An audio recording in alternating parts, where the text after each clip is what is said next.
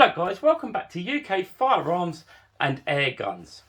If you have been watching my channel, you will know that I bought a BSA Scorpion not that long ago. I bought one a few months ago.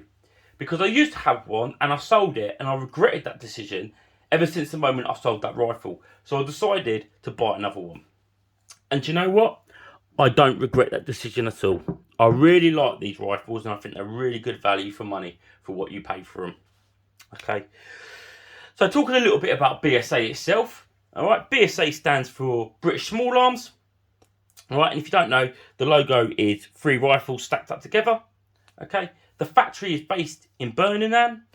And they've been around for quite a while now. I mean, they've been around a long time. I mean, back in the First World War, they were making SLMEs for the British Armed Forces and the number 4s, Lee Enfields, in the Second World War. So they've been around a long time. And I believe that they were around way before the First World War as well, okay? But I'm not an expert on BSA.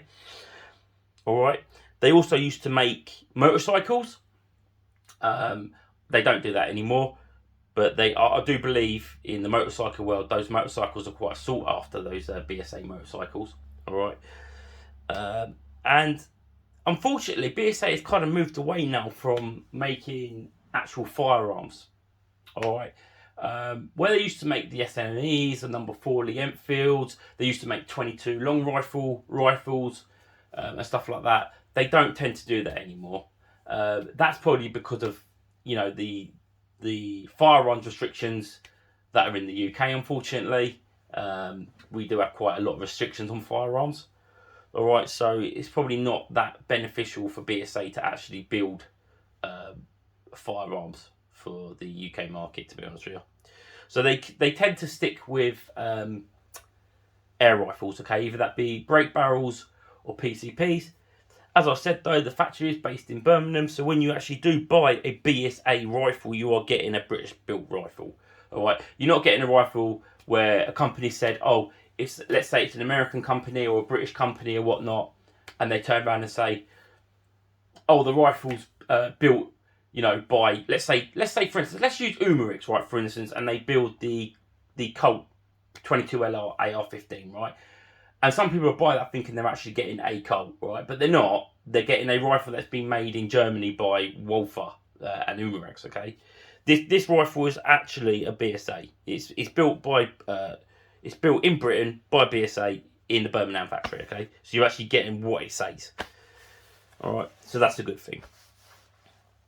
Alright, I tended to actually go for the polymer stock because I prefer the polymer stock on the BSA Scorpion to the wood stocks, because you can get these in the laminate stock and you can also get these in a walnut and beech stock. But the good thing is with the polymer stock, you actually get the studs already on them. Yeah, what I'm talking about is the sling studs and the bipod stud. Okay, so you get a stud at the front of the fore end, and you also get a stud at the rear of the fore end. So this will allow you to either A, mount a sling, or B, what I do, mount a bipod to the front of the rifle to give you more stability to actually fire the rifle. Okay, so you have a nice thick rubber butt pad at the rear. Okay, this butt pad is got stippling and stuff at the back for grip. Okay, it does have a cheek piece. It has a cheek piece that is either for the left or right hand user. Okay, so as you can see, if I flip the rifle round, you can see that the cheek piece is the same as the right hand side and the left hand side. Okay, so it's ambidextrous, which is nice. And if you look at the left hand side of the gun, it has the BSA logo on it, but it does not on the right hand side. Okay, right, so it does have grip on the pistol grip. Okay, it's not very pronounced though. I don't know how that's going to be in cold and wet weather, but for target shooting it seems to be fine. And the same with the front. It's got like these little grip panels here, which you can feel it, but it's not, I don't know how to really describe it. It's not it's not very prominent. That's the only thing I can really say. I mean, you can feel it, but like I said, I don't know how that's going to do if you're cold and you're wet, etc., etc. If you're going to be able to retain your grip on that, and especially with gloves as well. However, for what I use it for, target shooting, it's absolutely fine. Okay. You also have your air gauge at the bottom. All right. This does go up to 232 bar. It is marked. It's got a bit. It's got red there, green, and then red again. Okay. You get roughly about 100 shots out of this rifle. I've kind of figured out that you get around about 50 shots in the green, and then you get about 40 shots in the red. Okay.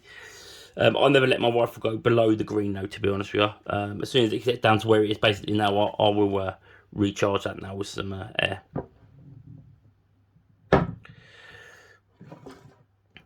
Okay, you have your air cylinder here. Like I said, you get about 100 shots per fill with this rifle.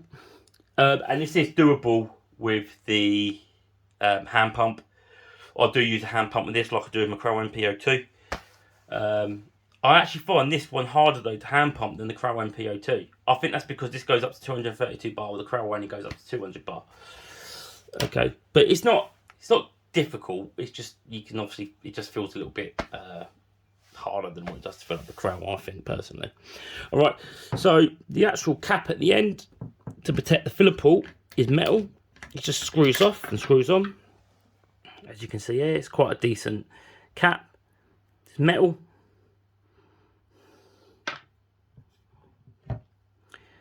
And here's your filler port here. Okay.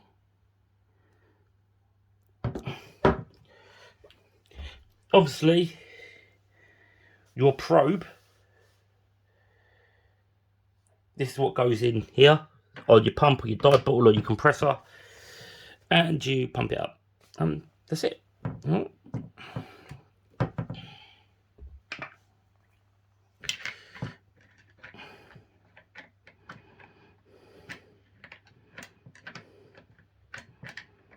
Oh, it would be like this on video. This problem is obviously because it is metal on metal, it can be a bit difficult sometimes to get a screw up. Oh, there you go. That's fine. Good. Right. So, moving on. What we have here is we've got the breech block, as I call it. So, obviously on the breech block, you've got your little advertising signs. You could call them BSA Scorpion SE, made in Birmingham. It's got made in Birmingham, England, Cal 22.5.5. You've got your serial number, and then you've got your BSA logo up here. Okay, you have your bolt here. Now the bolt, I like the bolt. It's a decent bolt. It's very, very, very smooth. When you lift the bolt and put it back, it's very smooth until you get up to about there, right? And then there is a positive, firm action to actually cock the bolt, right? So as you can see there, all right, as such. So it's a cock and open design. Yeah, and the bolt's very smooth. It's a metal bolt. The only thing I would say about the bolt, it would help if, well, it would help if they had a bigger bolt, if you know what I mean, like a bigger bulb at the end of the bolt. I mean, that would aid a lot with this rifle, because I've had it myself where I've been cocking the rifle and my hand has actually slipped off the bolt. And I hit myself in the eye, so it could do with actually a bigger bolt. That'd be my only criticism with the bolt. But I do like the bolt. It's quite a nice bolt, I think. I do quite like it, apart from just that criticism that it could do with an actual bigger like bulb on the end of the bolt. However, you can buy these if you want to.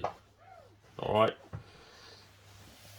So the trigger is a 2-stroke trigger, and this 2-stage trigger is very easy to feel. So as you can see there's my first stage take up, yep, and then you've got your second stage. This rifle is unloaded, right, and it's a nice smooth pull. There's no creep or anything in it. It's just a nice trigger. The trigger is adjustable. Okay. However, with the polymer stock, I don't know about the wooden stocks, with the polymer stock, you would have to take the stock off to get into the mechanism up there to actually adjust the screws. All right. But personally, I feel that the trigger itself from factory is perfectly fine. You have a magazine stop plate here. Okay. It's basically, that's what it is. It's a magazine stop plate to stop the magazine from going out the other end of the rifle. It has a 11mm dovetail rail, like most air rifles. It has 11mm dovetail rail. Unfortunately, it doesn't have a Picatinny rail on this rifle. All right. Turn the rifle around. So we have a safety catch on the left-hand side for fire and safe. It reminds me of the Krell safety catches. This safety catch is quite stiff. It's not a smooth safety catch by any means. It is quite stiff, but it works. All right, and there's worse safety catches out there. I mean, if you compare that to the safety catch on my CZ452, it's a million times smoother. All right, but there is a positive feel. You're not going to knock it on fire or knock it off safe by accident. That's for sure. Okay, but it works. Right, so we also have your magazine release catch here, or your magazine retaining catch, whatever way you want to call it. So to load the rifle, you need to pull the magazine catch towards the end of the barrel, cock the rifle,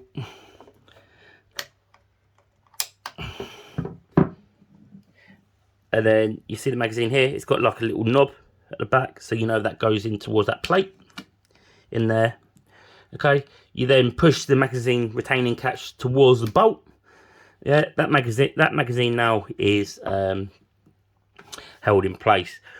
All right, and then obviously if you want to fire the rifle, then you just need to push the bolt forward to load a pellet into the breech, and there you go. All right, but it's nice they do that, because on my Krell, they don't have that. You have to, it's literally held in by the bolt, I believe. Right, so you can decock this rifle, just going on to that now, because it's cocked. So if you grab hold of the bolt when it's fully to the rear and then pull the trigger, obviously take it off safe, yeah, then you can decock the rifle as so. Okay, so moving on. The barrel is the BSA hammer forged barrel. We all know about these barrels. They're quite famous. They're good quality barrels. They're made in the factory at BSA. The hammer forged, they're good quality barrels basically. They're match barrels, they're good barrels, right? So the barrel length on the BSA Scorpion is, yeah, roughly about 16 inches. 16-inch barrel.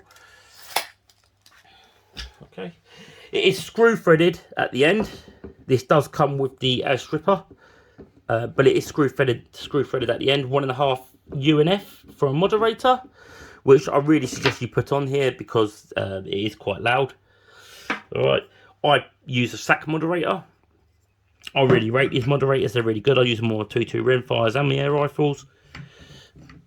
But yeah, screws on like that onto the match barrel. Done. Happy days. Right.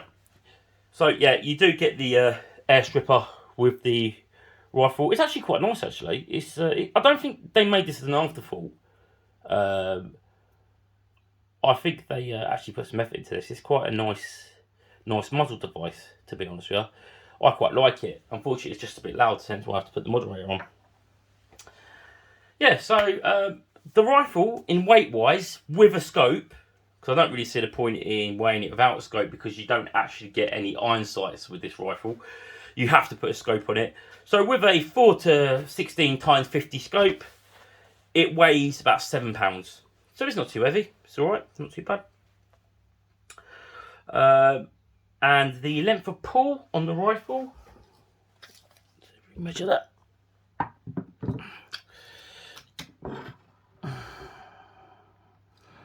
So the length of pull, you're looking at about 13 inches for the length of pull.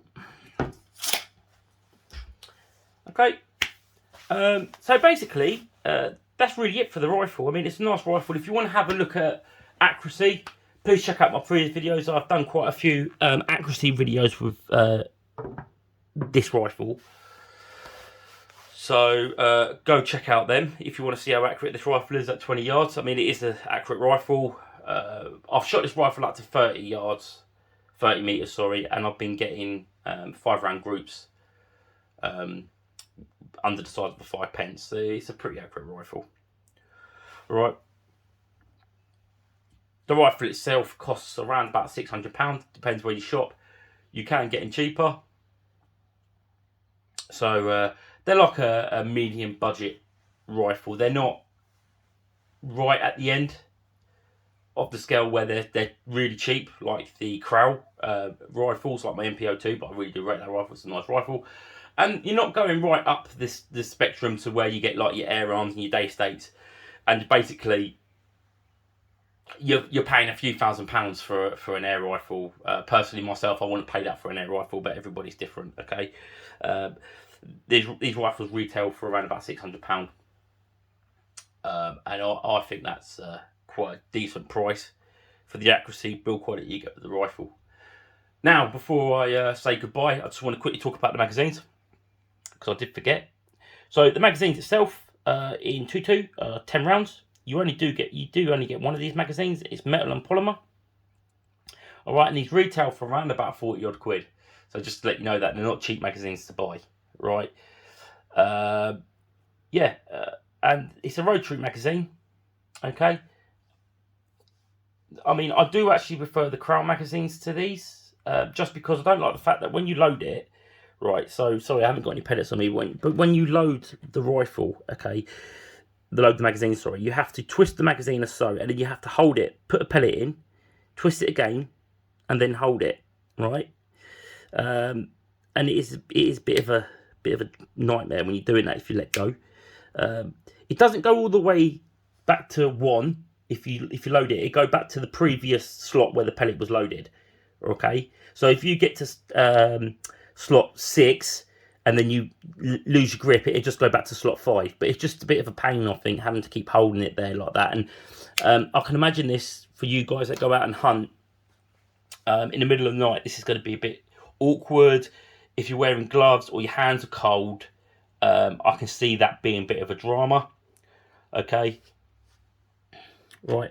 But for normal target shooting, it seems to be fine. Okay, it does have a last round indicator, which is the white little dot here. You'll see that when you're shooting, when you get down to your last round, you see the white dot. Okay, so yeah, so basically to summarise, it's a good rifle.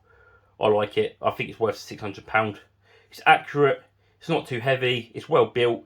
It's metal, and depending on what stock you get, it's either going to be metal and a polymer stock, or it's going to be metal and a wooden stock. However, there's not going to be any like cheap plastic parts or whatever on this, because this gun is pretty much, majority of it is metal. I think like the magazine catch here is plastic, but the actual rod is metal.